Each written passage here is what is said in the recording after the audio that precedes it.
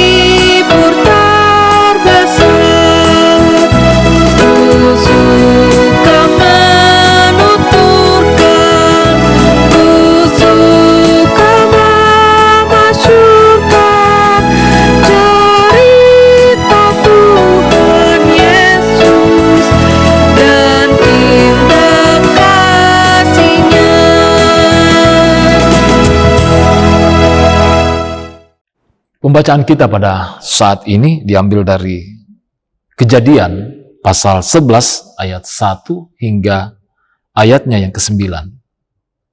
Kejadian pasal 11 ayat 1 hingga ayatnya yang ke-9.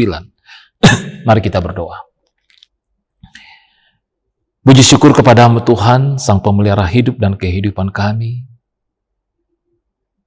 Terima kasih Tuhan mau berfirman dalam kehidupan kami pada malam hari ini. Kami mohon penyertaan dan bimbingan-Mu ya Roh Kudus dalam memahami akan kebenaran-kebenaran firman-Mu. Buka akal hati dan pikiran kami. Berkati hamba-Mu dalam memberitakan kebenaran-kebenaran firman-Mu ini Tuhan seturut dengan kehendak-Mu. Ampuni kami dari segala salah dan dosa kami, dan berfirmanlah, kami semua telah sedia untuk mendengar. Dalam nama Yesus Kristus firman hidup itu kami berdoa dan mengucap syukur. Haleluya. Amin.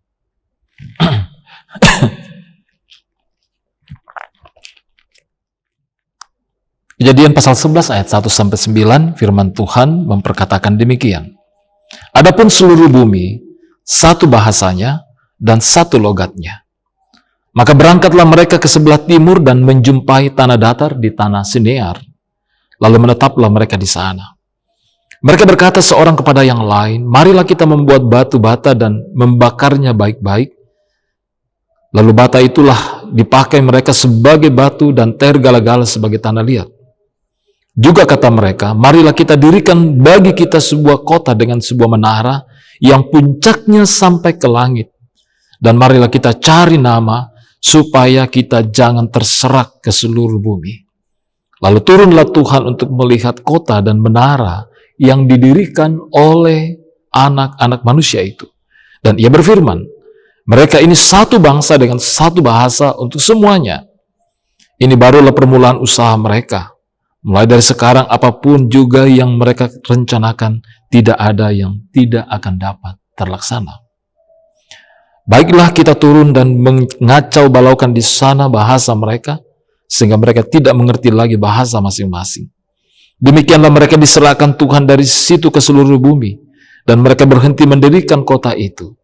Itulah sebabnya, sampai sekarang, nama kota itu disebut Babel, karena disitulah dikacau balaukan Tuhan, bahasa seluruh bumi, dan dari situlah mereka diserahkan Tuhan ke seluruh bumi. Demikian pembacaan firman Tuhan, kita semua dikatakan orang yang berbahagia, Kita boleh mendengar dan merenungkan firman Tuhan. Terlebih berbahagia adalah orang yang melakukannya. Amin firman Tuhan.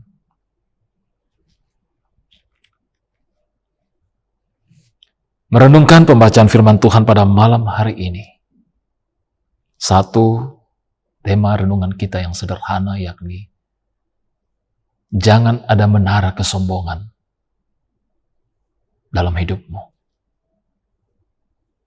Saudara-saudara yang kekasih di dalam Tuhan, kisah Menara Babel adalah hal yang begitu menarik, dan saya yakin kita sudah sering membaca bahagian firman Tuhan ini.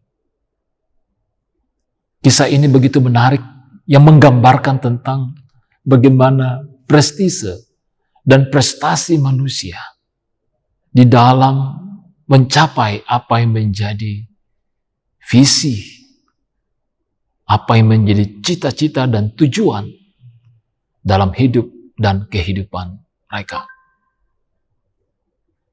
Pertanyaan sederhana, saudara-saudaraku. Apa yang salah ketika manusia yang berkumpul di tanah Sinear itu merancang sebuah pembangunan menara yang menjulang tinggi? Tentu sekilas kita tidak mendapati ini. Namun ketika kita membaca berulang-ulang, hal yang menarik adalah ketika satu pernyataan mereka, yakni mereka ingin mencari nama.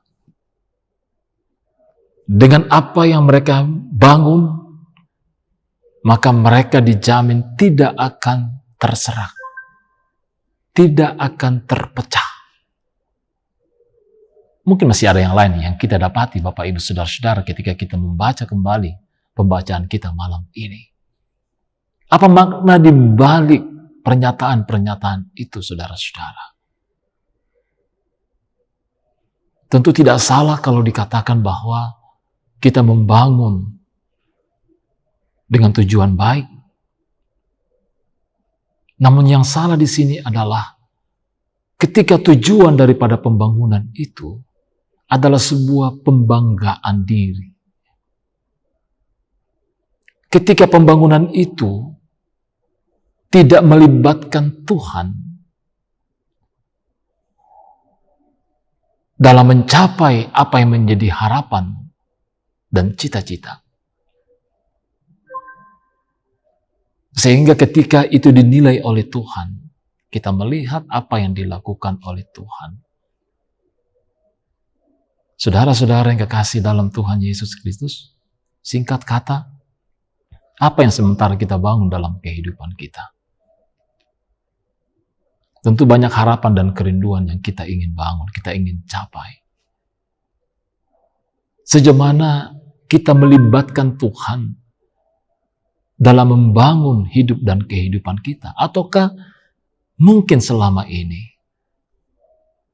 atau terkadang kita tidak melibatkan Tuhan untuk campur tangan oleh karena kita meyakini kemampuan kita, pengetahuan kita, kecerdasan kita, dan berbagai faktor hal yang merupakan kelebihan pada diri kita. Disinilah persoalannya. Sebagaimanapun hebatnya kita, sebagaimanapun kuatnya kita, dan sebanyak apapun materi yang ada pada kita, dan kalaupun kita mampu untuk itu, sesungguhnya apa yang kita bangun dalam kehidupan kita sesuatu yang tidak akan mendatangkan damai sejahtera. Justru sebaliknya adalah masalah. Karena dengan prinsip-prinsip yang dikatakan tadi, sesungguhnya kita membangun menara kesombongan dalam kehidupan kita. Kalau pada akhirnya orang-orang yang berkumpul di tanah Sinear terpecah dengan berbagai bahasa, di mana mereka tidak lagi dapat membangun relasi dan komunikasi dengan sesamanya karena perbedaan bahasa di antara mereka. Itu memberi pesan yang luar biasa bagi kita semua sebagai orang yang percaya bahwa apa yang kita bangun dalam kehidupan ini yang tujuannya tidak untuk kemuliaan Tuhan, justru menghadirkan perpecahan dalam kehidupan kita. Mari kita lihat kenyataan dalam hidup ini. Mengapa banyak rumah tangga yang terpecah, yang bercerai, yang berpisah?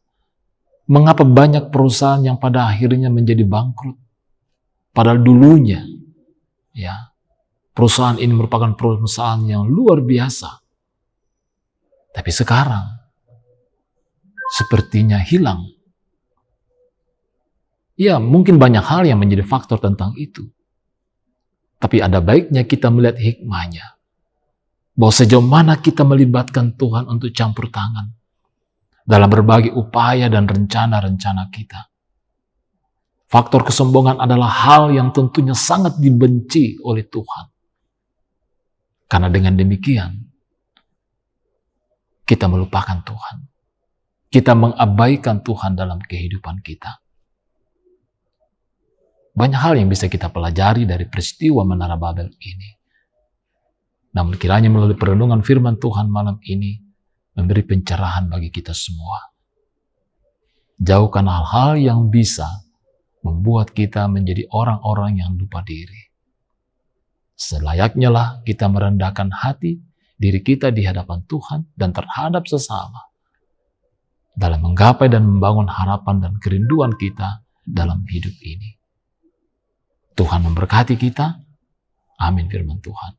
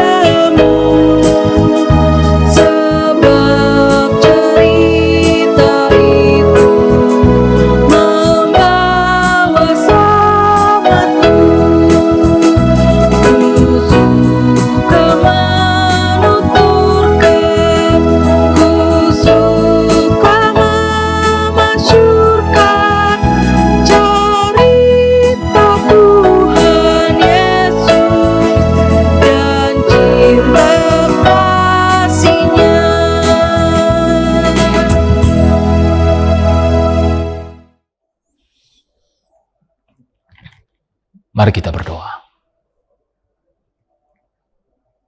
Puji syukur dan terima kasih Tuhan untuk firman-Mu pada malam hari ini yang menuntun kami, yang membaharui kami. Mungkin selama ini kami berjalan menurut mau dan kehendak kami Tuhan.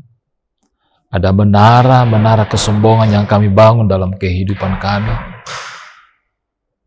Bahwa dalam banyak hal juga kami melupakan Tuhan dan tidak melibatkan Tuhan untuk campur tangan dalam kami menjalani hidup dan kehidupan kami setiap hari. Ampuni kami Tuhan. Kami mohon tuntunan dan kekuatan di dalam Roh-Mu yang kudus. Berkati kami semua anak-anak-Mu dalam menjalani hidup dan kehidupan kami setiap hari. Dalam berbagai harapan dan kerinduan serta perjuangan-perjuangan bahkan di tengah-tengah pergumulan-pergumulan kami. Berkati Tuhan kehidupan saudara-saudara kami yang dalam kelemahan tubuh. Baik yang ada di rumah maupun yang ada di rumah sakit. Berkati orang tua kami para lansia dalam menjalani usia indah kehidupannya setiap hari. Dan juga anak-anak kami dalam pertumbuhan iman dan jasmani mereka, dalam pendidikan mereka. Bapa di surga, kami juga mendoakan persekutuan jemaat-Mu di sini. jemaat Warakas. Tuhan berkati seluruh jemaat Tuhan dan juga para simpatisan. Berkati kehidupan kami Tuhan, berkati pelayanan kami, berkati seluruh rekan-rekan sekerjam, pendeta, penatua, dan diaken di dalam kami mengangkat pelayanan ini. Dan juga rencana atau usaha kami saat ini dalam rangka penyelesaian pembangunan konsistori rumah Tuhan. Mohon berkat-Mu Tuhan, mohon hikmat yang daripadamu, kekuatan yang daripadamu. Terima kasih ya Bapa di sorga, berkati kami semua Tuhan dalam waktu istirahat tidur malam kami. Anugerahkan kekuatan, kesehatan untuk menyambut hari esok yang baru. Ini doa syukur kami, permohonan dan pengharapan kami. Ampuni kami dari segala salah dan dosa kami. Kami berdoa di dalam nama Yesus Kristus, yang itulah Tuhan dan Juru Selamat kami yang hidup, yang sudah mengajar kami berdoa. Bapa kami yang di sorga, dikuduskanlah namamu. Datanglah kerajaan-Mu, jadilah kehendak-Mu di bumi seperti di sorga. Berikanlah kami pada hari ini makanan kami yang secukupnya, dan ampunilah kami akan kesalahan kami, seperti kami juga mengampuni orang yang bersalah kepada kami. Dan janganlah bawa kami ke dalam pencobaan, tapi lepaskanlah kami daripada yang jahat, karena Engkaulah yang punya kerajaan dan kuasa dan kemuliaan sampai selama-lamanya. Amin. Puji syukur kepada Tuhan untuk persekutuan kita pada malam hari ini. Salam sehat untuk kita semua, tetap semangat. Shalom dan Bongimelo.